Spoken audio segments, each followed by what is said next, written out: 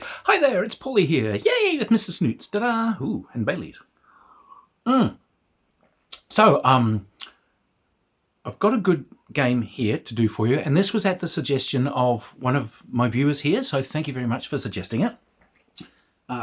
You said I would enjoy it, and I did. I haven't run this one yet, but I'm going to do a campaign of it because, yeah, Mr. Snoots approved. So, what is it, you may ask? Oh, I'm so glad you asked.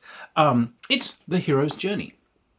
Now, this is by James Spahn. James Spahn did things like White Star and so on, and I rather like his work. What he does is he takes core old sort of basic BX style D&D systems and reworks them. Now, we've seen 100 of these, literally 100 of these. These are just, it's pretty common to do. But this one shines. This one has been done differently. This was worth the read, and this is why it's going to be a preferred system for me. So first off, you can see production values are amazing. This is the drive-through hardcover, which has come out really well. And I adore the artwork in this. I absolutely adore it. It's got real charm. And that's the thing that makes this game shine. It has charm.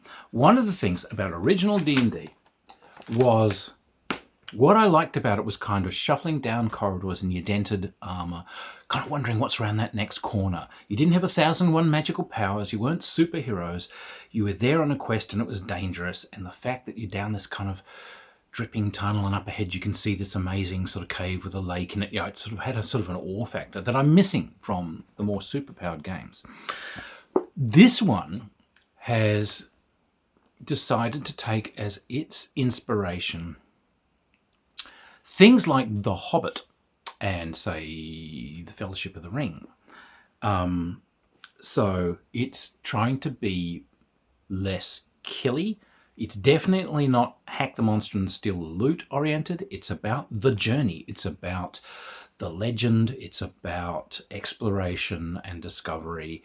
And it has, as I said, charm, real charm. So, Mr. Snoot says, how does it do that? All right, I shall answer him. So, they've got kind of the expected characteristics, or so you think when they start, but they've actually renamed them and they have a different purpose. So, essentially 3d6 rolls, but you have might, which is obviously your strength and so on, finesse, obviously dexterity, resolve, which is both physical constitution and mental willpower, insight, which is figuring things out, knowing things, perception, bearing, which is both kind of nobility of bearing, but it can also be sort of, sly charisma or simple showmanship. Whee! Long live us extroverts. And an interesting one at the end, wheel, which is kind of, in that sort of Saxony sense, the fate. How kind of fated are you to succeed? How much plot armor do you have? It's kind of the thing there. But the attributes give you bonuses. These are more on the old school line of bonuses. So an 18 will get you a +2. I think a 15 to 17 will get you a +1.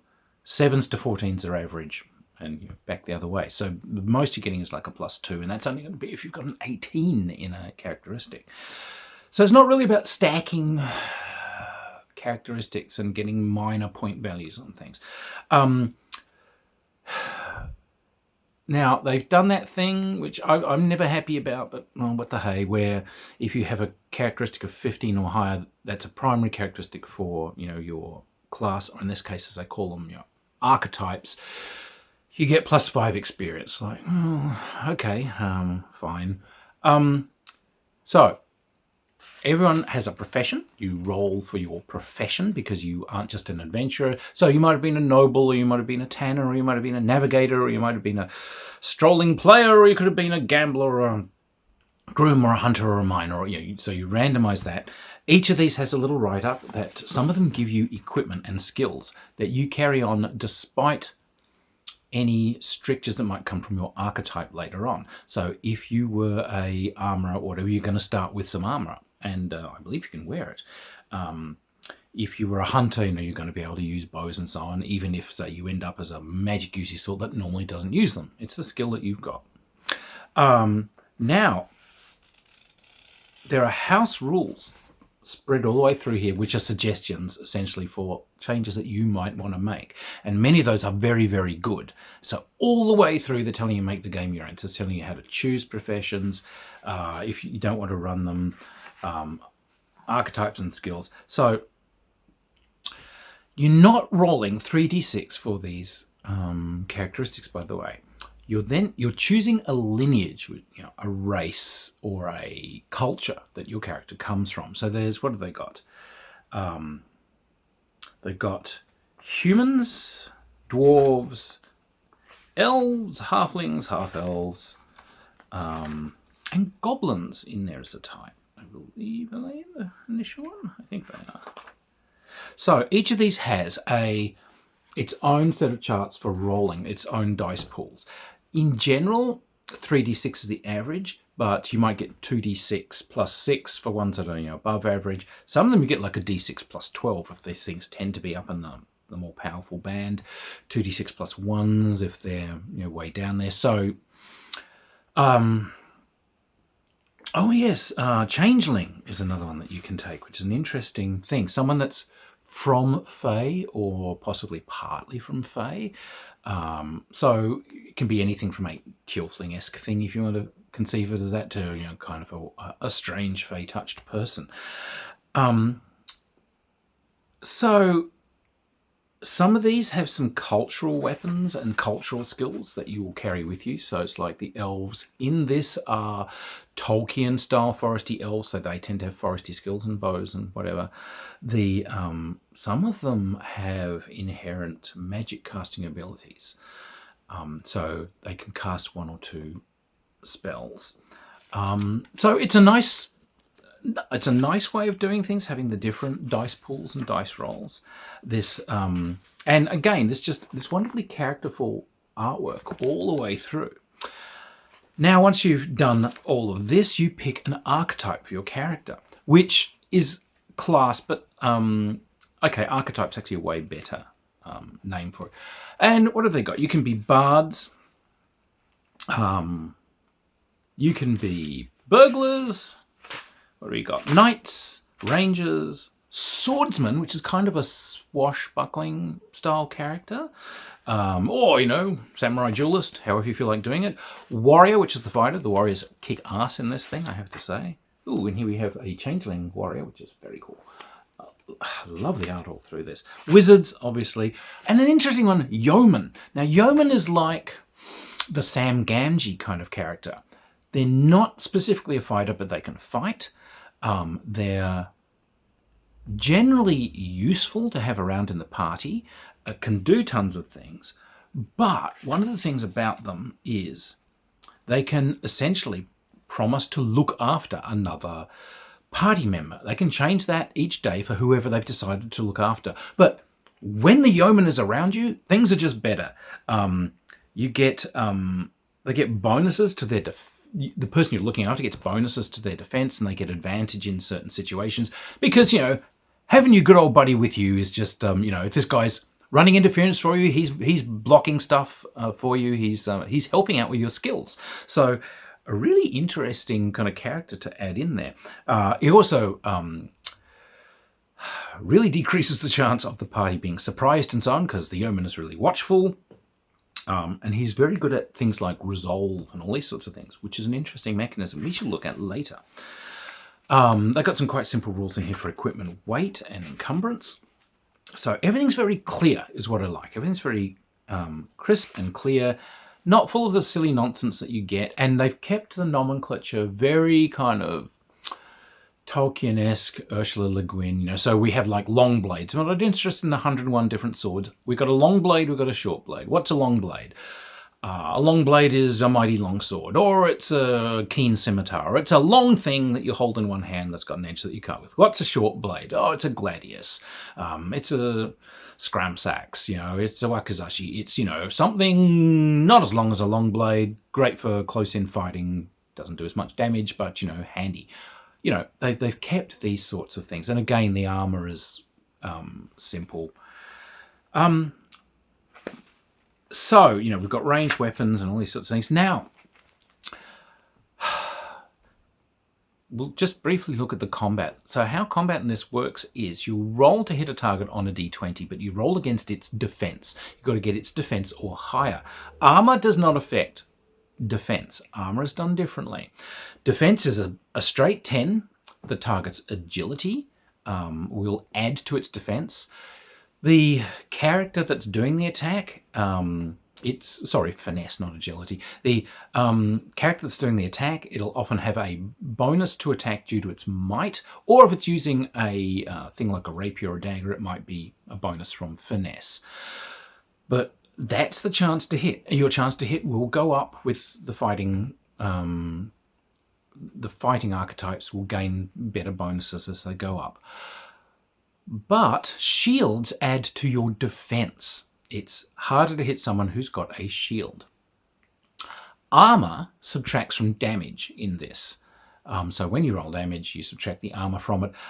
If the armor subtraction brings damage down to 1, you always take 1 point of damage from it, just from kind of being bashed around or what have you. So, okay.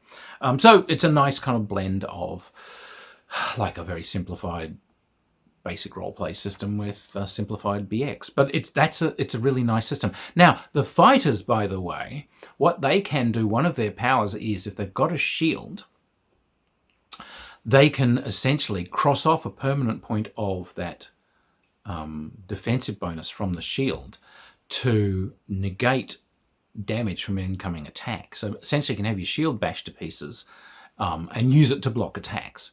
Okay, that's kind of a useful thing. As I said, I have not run this yet, so I'm not sure if that could be abused. So there is a large shield in there, which has like a serious defense bonus. But what this game does is it uses the 5th edition style advantage and disadvantage to dice roll. So if you're advantaged, you roll twice and take the best. If you're disadvantaged, you roll twice and take the worst. If you're using a large shield, it says you're disadvantaged when you make an attack. All right, I can't see many player characters wanting to do that then. So that's combat. Now, when you get knocked down to 0 hit points, you're down, you're unconscious. There is a chart, which is the grievous wound chart. If you get down to 0 or below, you have to roll on the grievous wound chart. If you're at exactly 0, you take a graze, which is the lowest possible thing on this chart. You're rolling a d6 and you add the negative hit points you've fallen to the chart. Basically, a 6 is dead. And because this game is more based on kind of the Hobbit, those sorts of things, there's no raising from the dead spells. That's it. Hasta la vista, baby. Between there are things like scars. You can lose a limb. You can have all these sorts of bad things happen to you. So there's actual consequences for being wounded and knocked down. You will also continue to take damage sometime until someone comes and looks after you. And then you're back. If you're at 0, someone can come and look after you and you can rise back up again. The damaging is good, and it doesn't have the power spiral of ridiculous hit points the way D&D did. That always really pissed me off, the way just each turn of fighters, or each level of fighters, going to get more and more and more and more and more, so you can just start taking 1,000,001 arrows and whatever. No, not in this. Everyone starts with a set number of hit points, depending on archetype. So I always gave people maximum hit points for Dungeons and Dragons anyway. This is effectively what they've done. So, a warrior will start with 8 hit points, a magician will start with 4. You will add your resolve to that, your resolve bonus. Some character classes, most in fact, will get some extra hit points as a dice roll on its 2nd and 3rd level. But after that, you're going to be adding like 1, 2, or 3 points per level. So by the time you've gotten to 10th level, say, you might only be looking at being like 30-odd hit points, rather than the 80, 90 that you can sometimes be in more traditional D&D style things. So it's keeping it real. It's bringing it back down. However, going up in levels changes other things, which we'll look at in a minute. So there's our there's our basic system there. You've got a saving throw, which is part of your part of the listings for your different archetypes. You're rolling that number or higher as a basic saving throw against stuff you might need saving throws against. If you've got special abilities like thievery or knowledge of the wild or something that is put there on your archetype chart, that is a d6 roll that you're going to have to make to successfully use the skill, and that becomes easier to use as your levels increase.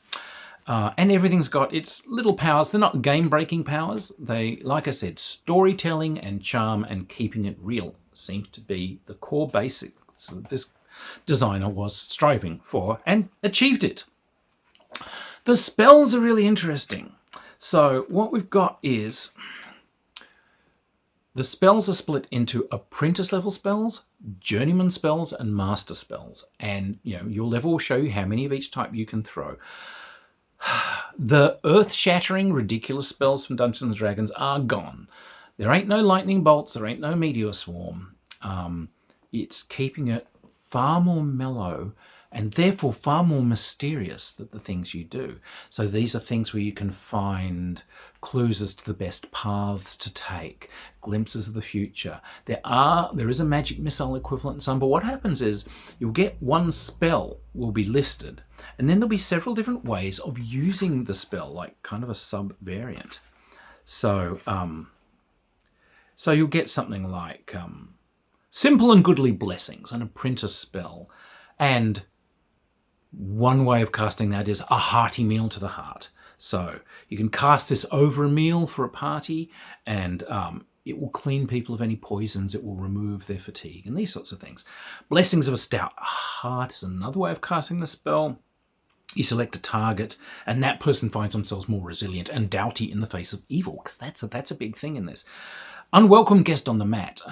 As you cast this, you'll find if anyone's got ill intentions to the party. So, different ways of casting the one spell. So it's very, very flexible and very useful, but it isn't, lightning bolt, bam. It's none of that. Again, it keeps the charm and it keeps things way more grounded. The world and the people in it work really beautifully in this. So you have essentially despair is a thing in this. You can have areas that essentially induce doom, gloom, and despair. So if you're going, let's say that you're going through the equivalent of Mordor or some sort of accursed land, if you are in that region for more days than your level, you have to start making saving throws against the despair dragging you down. When you fail that roll, you are now at a disadvantage at everything you do. The weight of doom and despair is upon you. You also have to make saving throws against doom and gloom when something terribly traumatic happens, like one of your friends and party members dies. You have to save against that, which in the middle of a battle can suddenly mean that you're fighting at half level. So one of you guys dies, it's often a cause for the entire party to basically withdraw and flee because you've lost one of your people. Now everything's not going to work for you. You can rally against the darkness and so on, and you can try and fight on, but it becomes harder then to save against it after the fight is done. This is an option from a later book, by the way. So that whole doom and gloom thing is great. You have your resolve is very important because that sort of helps you fight these things. You can also have, overwhelming evil, some sinister things, sinister monsters and so on. They're rated for the level of doom and despair that they cause. You have to save against this thing. And its mere presence can basically, quail you. And so, a wraith or something like that is dangerous, not just because it's a big nasty thing, but because it's also reducing your power to fight it simply by it being. Love it. So they've got a lot of interesting little things. Now, when you make camp for an evening, for instance, you have actions that you can do in camp. And in the basic book, you have actions that you can do, like essentially you can prepare You can prepare tricks and traps and things like that, but you can also hang about and sing tales, have a great time, and everyone makes a roll, and if the roll is made, then you gain a re-roll on one of your saving throws for the next day. Oh, okay, nice. So you've got some little choices there. Sleeping, resting, keeping watches, all in here, relaxing around the campfire. The spells are terrific. I really liked them. Now, there's a lovely list of monsters and so on in here, but what they're doing is they're saying that, again, they're trying to keep this more grounded. It's fantasy, it's real. First off, there's a whole bunch of things on running the game, being the narrator, themes of adventures, and how to design the world. And the legendarium is something they come back to. What is the story you're going to be telling for these characters? And they're saying, don't lay it out as a story. Let it build itself, but have an idea what this is going to be about. But there will be kind of a story being built. With that, they've got lots of monsters and so on in here. Some have a nice Tolkien-esque sort of feel, the black flyers and so on. But we've got other things that we all like. Giant bats and manticores and sturges are in here, but like the silly party-killing monsters are not. Again, they've kept it mysterious and interesting. Lots of monsters in here. They do great stuff. They're, and there's a lot of kind of fey creatures. That's been a thing, having the mysterious fey world there. But there's night steeds and pucks and red caps and, lots of interesting giants and goblins. Goblins are interesting. They're sort of like bullies, but also cowards, but also traders. But, they have a culture which sort of has led them into being a goddamn annoyance. But they do kind of have individuals that break away from that and small groups that break away from that and live better lives. So you can get kind of goblins running around. These are just kind of charming, eccentric guys that live in forests and so on. So, yay, thank you for being mature enough to do that. It's really well done. Now, we also get this thing of your legend growing. This is not a game where you kill monsters and take their treasure. There's not much money running around. Thank you, James Spahn. I hate that. That completely, in original games, I hate that because it cuts the legs out from the whole game. You've started off with this thing where you're penny pinching and trying to figure out what equipment to take. And within 2 hours of play, you don't care anymore because you've got 2,000 gold pieces. And who cares how much a longsword or a flask of wine costs? So people don't carry a ton of money around, and monsters don't have giant mountains of gold they sit on. They have some. You probably won't starve to death, but you're not going to be buying many kingdoms either. But what you're getting is points essentially for your myth. Now, as you go up in levels, you don't just gain extra abilities, you gain myth points.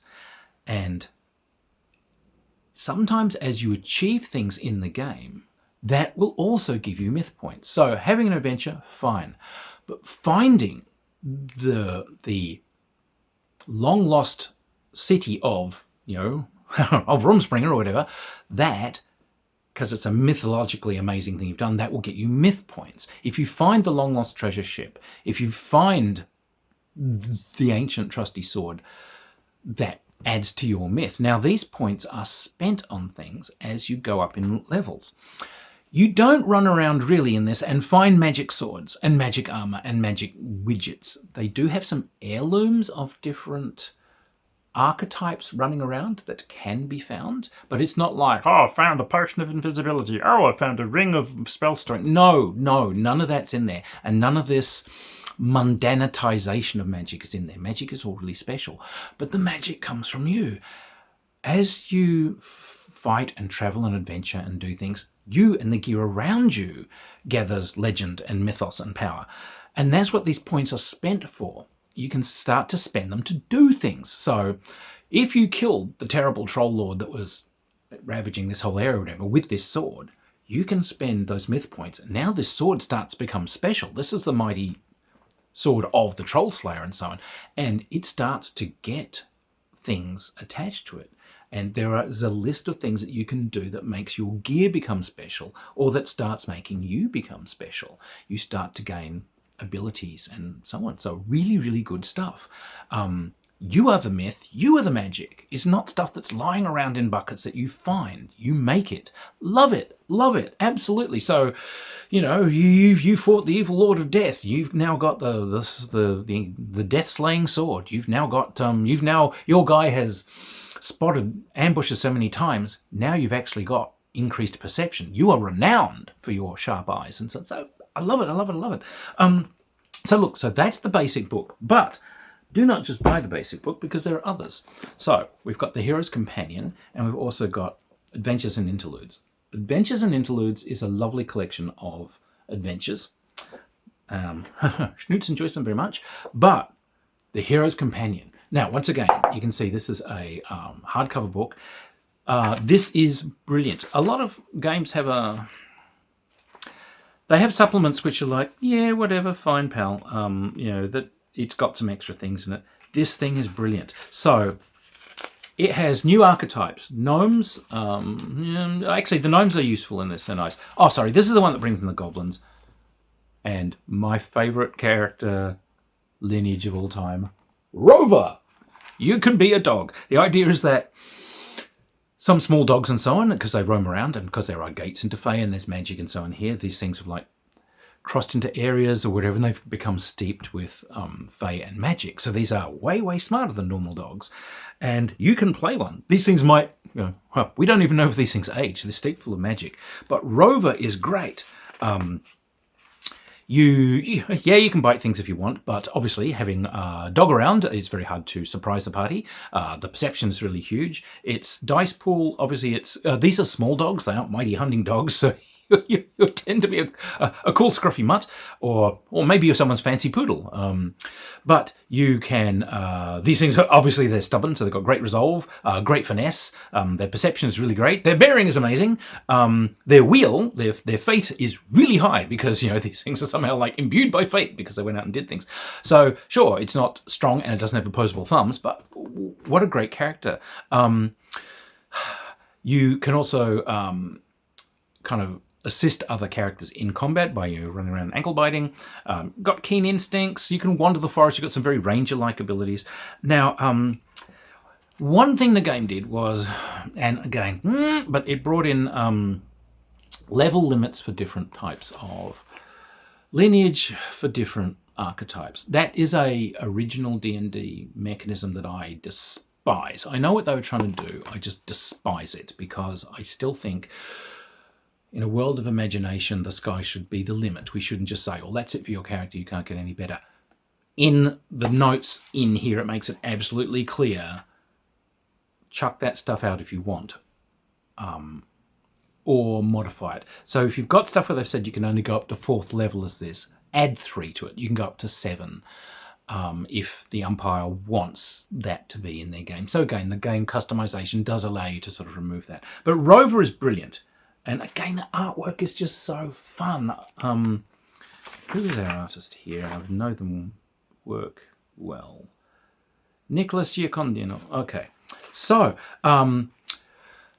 there are human subtypes that you can get in the main game. And one of the ones I brought in this one is Scion. So this is like your wanderer from Lost Numenor sort of thing. It's a human from a more noble race and so on. And again, they're not superhuman. They're really good on resolve and bearing because, they are these noble sorts, but their wheel is right down because there's only a few of them left because the fates have crushed their people. So it's like they're not really, the powers of fate aren't behind them. So yeah, they've got some great, but they do have some old knowledge and some lore, and the mighty majesty revealed, and they can help rally people against the darkness and so on, which is great. They've got skin change in this, which is basically Bjorn style bear folk, tree folk. So if anyone wants to be an ent, you can be one. And wayfarers, which are kind of almost like dilettantes. People have just come along. They're not particularly good at anything, but they've just come along, and they can fight a bit, they can do a little bit of things, you can choose, they might know a little bit of magic, but they can learn things very rapidly from other people in the party. That's another thing that these guys have brought in, those things around the campfire and so on. You can do way more. You can start training people in your special abilities. Again, they're taking their lead from good old Lord of the Rings. Remember the training montages where Boromir's trying to teach the Merry and Pippin how to fight? You can do that. So let's say you've taken a knight character, and knights get a big, they get like a +2 bonus to hit with the knightly weapons, longsword, lance, mace. What you can do is you can say, my camp activity is I am trying to train people in these weapons. At the end of training with the knight, you'll get a +1 to hit in one of these weapons. But it takes 30 solid days of training with these guys to do it. But likewise, like a ranger could start teaching you to be, more wild sensitive. Thieves can teach you how to sneak, so you start learning more skills by being with each other. There's other things that you can do, like laying plans. The more tactical types can start laying plans based on expected opposition. You can try and bolster people against doom forthcoming and all these sorts of things. You can do all kinds of very cool things. Bards really come in and shine, helping people fight off doom and gloom and despair and everything. So those camp activities are really important. And they've also put in downtime. What happens when you take honest-to-God time off, like 3-month time slots when you come back from adventures? What happens? Training, things that you can improve. So that's another way that you improve your characters.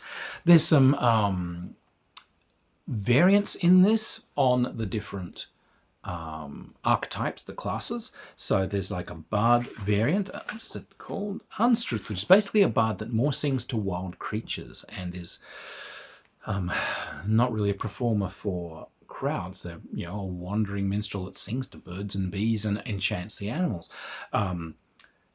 Knaves, which is a burglar equivalent, which is your confidence trickster and fast talker. Face sworn, which is a type of knight that is sworn to a fey queen or king. So they get kind of interesting sort of fey abilities. There's a reeve, which is a ranger variant, which is like essentially a urban guardian. So they're basically private eyes and chasers of criminals and protectors of the urban environment. The Justicar, that's in my territory. Pugilist, which is a swordsman variant, which is a unarmed combat specialist. A warrior variant, which is archers. Scholar, which is a wizard variant. They're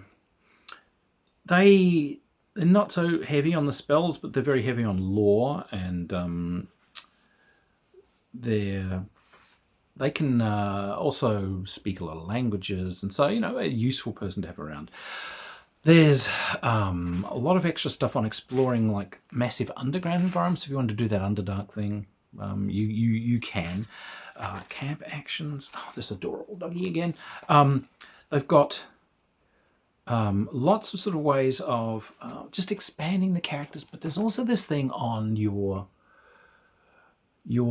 legend going on after a character dies. So if a character dies in this,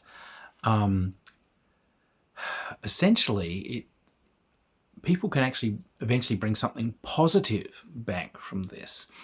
And if a character that's sort of level, I think 7 or higher, dies, if a monument is raised to them, people of other archetypes that come and pay their respects, they start getting a bonus because your character has left, this amazing legacy of its amazing myth.